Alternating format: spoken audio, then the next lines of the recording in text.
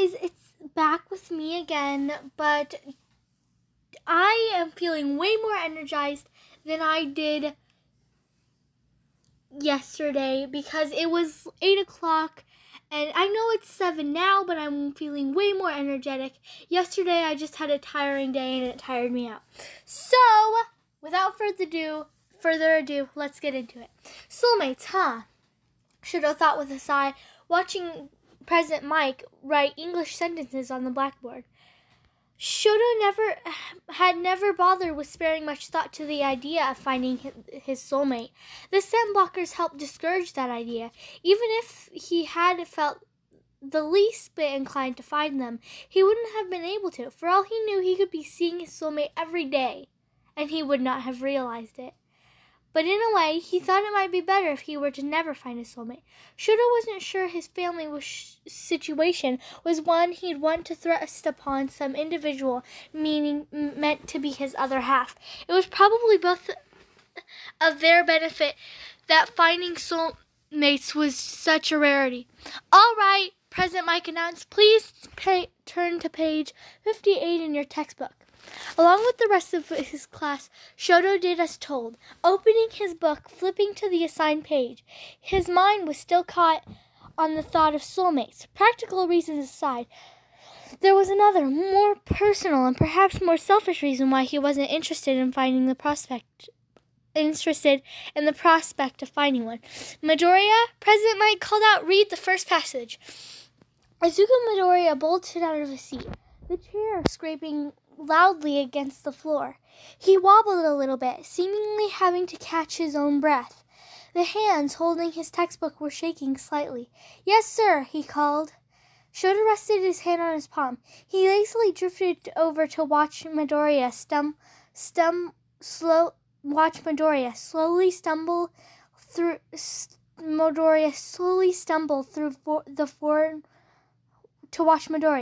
slowly stumbling through the foreign words, his green brows furrowed in concentration. Shoto wasn't actually concentrating on the reading itself. Of course, he just felt content watching the green-haired beta for a while. A small smile, almost non-existent, tugging at the corner of his lips. Something about Midoriya always made something in Shoto's chest feel strange. But not a bad strange. His life had changed a lot since Midoriya had wandered into it. Finally, after years, Shoto felt true ownership over the fire side of his quirk. If it hadn't been for Midoriya, Shoto might still be blinded by his own hatred for his father. He wondered, when his medications wore off, and he was finally able to smell...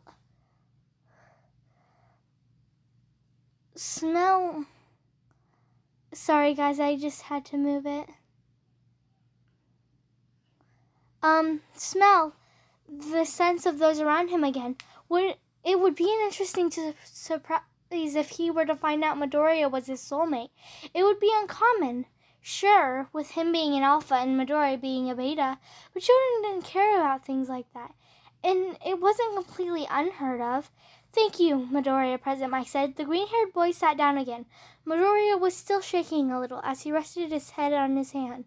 Now that he thought about it, Midoriya had seemed sort of off all morning.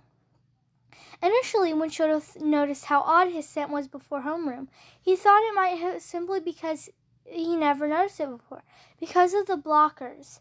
But now he was starting to think otherwise. Something wasn't right. It was just 4 class periods. In just 4 class periods, Midoriya's physical condition seemed to have rapidly deteriorated. He seemed exhausted and much paler than before. The rest of class passed in a haze. Oop, I have a notification. Oh, well, we don't need that. Shoto barely registered what happened around him, still caught up in his own thoughts. At last, the bell rang slowly for lunch. As President Mike left the classroom, suddenly students slowly started filing out on their way to the cafeteria. Shoto sighed, gathering his books. He wanted to slide them into his desk. But as soon as he did, he spotted his cell phone. There was a notification from only seconds before, an email from his father. Shoto scowled, ignoring the offending device. He wasn't going to bother checking it. If it was anything actually important, Fayumi would text him. Todoroki? Todoroki?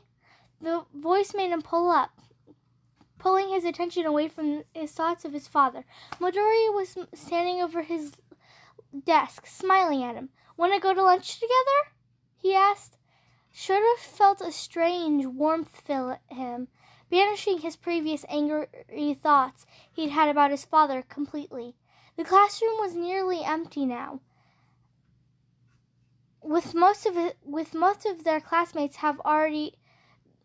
having already gone to the cafeteria. He could see Uraraka and Nito waiting for them outside. Yeah, he said, nodding slowly. The two of them were only steps from the door when Midoriya shoved past them, violently elbowing Midoriya as he passed. Get out of my way, shitty Deku, he snarled in passing.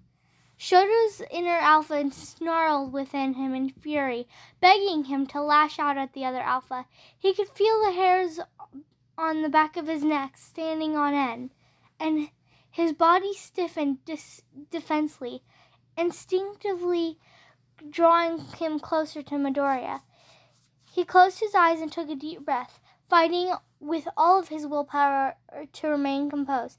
Midoriya sighed, offering Shoto a weary smile. "Kacchan is in an especially bad mood today, I guess," he said. Shoto hesitated for a moment before nodding. "I guess so." What he really wanted to do was chase down the explosive team and fight him right at that moment. His alpha instincts were practically screaming at him to do so. Bakugo had been acting even more antagonistically than usual towards Midoriya that day, and Shoto had just about enough of it. Maybe he'll be in a better mood after lunch, Midoriya said, smiling a little brighter than before. Shoto stiffened his jaw, looking away. He couldn't fight for Bakugo for Midoriya's sake, as much as he wanted to. Or maybe he'll be in a better mood after lunch, Midoriya said, smiling a little brighter than before. Shoto's jaw stiffened, looking away. He couldn't fight Bakugo for Midoriya's sake. As much as he wanted to, it wasn't a good time, and school wasn't the right place. And more importantly, Midoriya wouldn't like it. He and Bakugo had history with one another, history that Midoriya still had hang-ups over. He wouldn't like it if Shoto went after his childhood friend like that. Shoto didn't want to interfere with something that the beta needed to eventually overcome on his own. All he could do there was be there for him, the way Midoriya was there with his issues with his father. Midoriya wasn't weak. He didn't need Shoto to protect him. As they walked to the cafeteria, Midoriya chatted on and on about the previous class and upcoming afternoon lessons.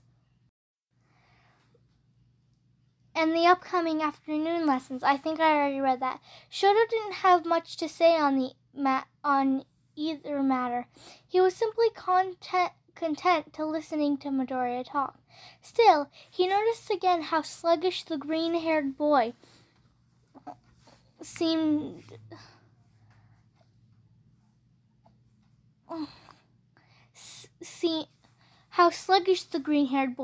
As they walked through the crowded, noisy corridors.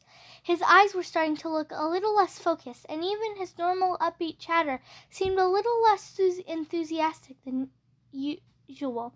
And of course, there had been that strange scent, stronger now than it had been that morning. Are you feeling all right? Shoto asked. "You look a little off today."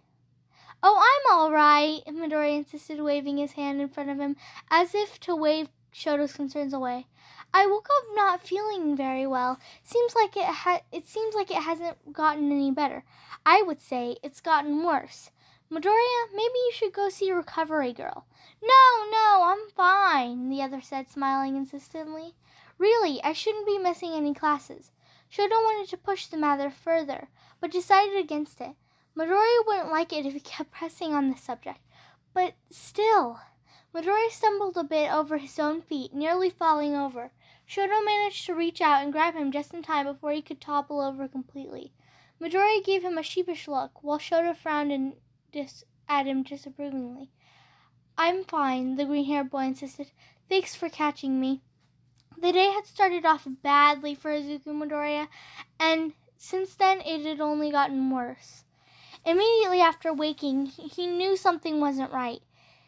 He was lightheaded, dizzy, slightly nauseous, and getting out of bed was an absolute chore. Every cell in his body protested as he dragged himself out from under the covers.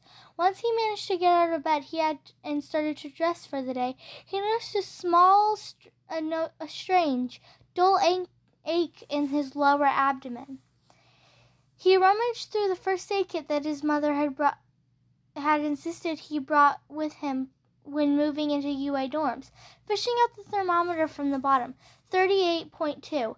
Okay, guys, I'm going to be back and show you what 38.2 means. Okay, guys, so it's 98.96 degrees Fahrenheit. That's his temperature, and that's a normal temperature. I said 38.2, but it was 37.2. Okay, back to the fanfic. 37.2, it said, after he had taken his temperature. Completely normal. Wait, let me see. He felt so terrible that he briefly considered calling Azawa-sensei to let him know that he couldn't go to class that day. But he decided against it. If he didn't have a fever, he must be fine, he thought. And besides that, Izuku couldn't afford to miss school whenever he was feeling a little achy. He had a long way to go to catch up with some of the others in his class. All Might was counting on him. Helping Kirishima make breakfast was a welcome distraction, enough to keep him from thinking too much about how his legs were starting to feel like cement. Oh, let me fix my bed for a second. Yep, that's my bed, a loft bed, and it's very creaky. It moves when it's not supposed to. Helping Kirishima make breakfast was a welcome distraction, enough to keep him from thinking too much about how his legs were starting to feel like cement. At least. But once he left Class 1A dormitory, he found that it had only been a temporary reprieve. He felt terrible, if not worse than before. The dull aching in his stomach was making itself more and more noticeable. He wondered if he should have taken some painkillers before class.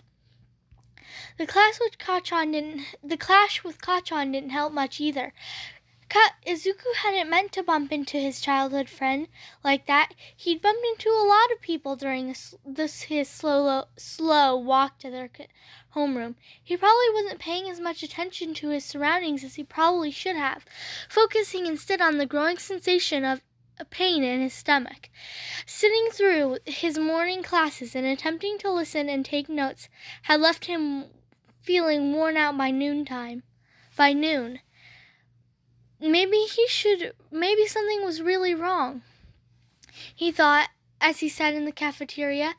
Today thinking it might be better to cheer him up and make him feel better. He chosen to eat his favorite food, katsudon. But rather than scarfing it down, as he normally would, he found himself only able to pick at his food, a little bit at a time. The smell of it, normally enough to make his mouth water, was instead making his stomach do somersaults. The noise of the cafeteria was making his head hurt. Deku? Somebody pulled him out of his own thoughts. His attention drawn back to the cafeteria, where he now sat, where Uraraka, Ida, Sue, and Todoroki were all looking at him expectantly. He realized then that someone must have asked him a question. What was that? He asked. Uraraka smiled kindly at him, tilting her head to the side a little. I was just asking what you're planning to write about for the history assignment. Oh, Uzuku blushed a little bit in embarrassment.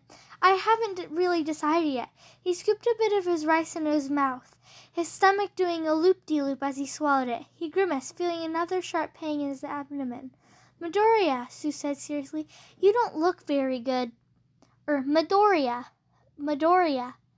Sue said seriously, you don't look very good. Ida nodded in agreement. I agree. Perhaps you should visit Recovery Girl after lunch today. Izuku quickly shook his head, attempting to ignore the dizzy movement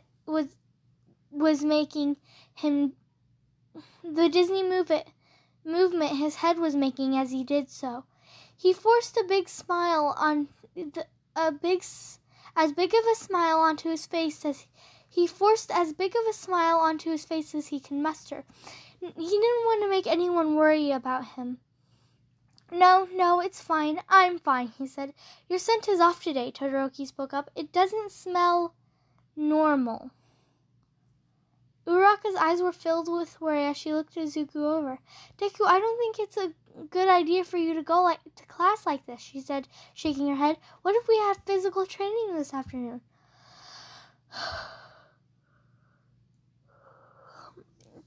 I'll be okay, really, he said, attempting to make his forced smile even bigger than before. None of his friends looked convinced, however, each of them glancing between one another doubtfully. Beginning to feel uncomfortable under their scrutinizing looks, Izuku decided it was time to leave. I'm going first, he said, standing up and clearing his half-finished tray of food from the table.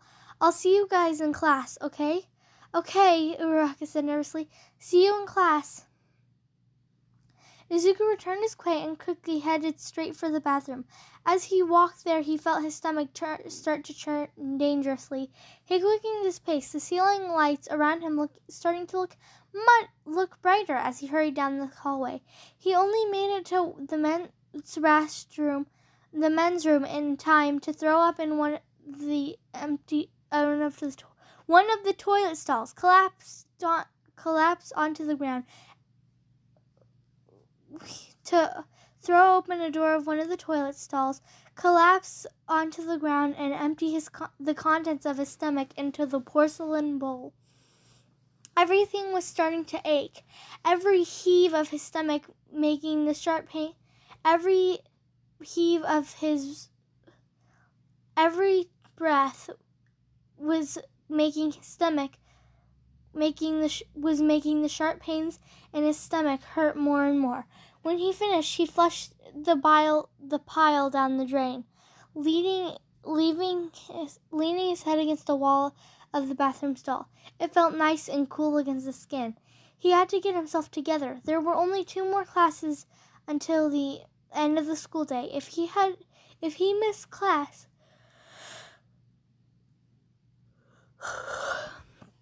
he could easily fall behind the others. While Izuku had been stronger and stronger since arriving at UA, Izuku had been stronger and stronger since arriving at UA. The successor for All Might, he still had a long way to go. People were counting on him to do his best. He didn't want to let any of them down. He wanted to be the next symbol of peace. He'd probably get used to fighting while feeling under the weather now and then anyway. He would just think of this as another step in his training.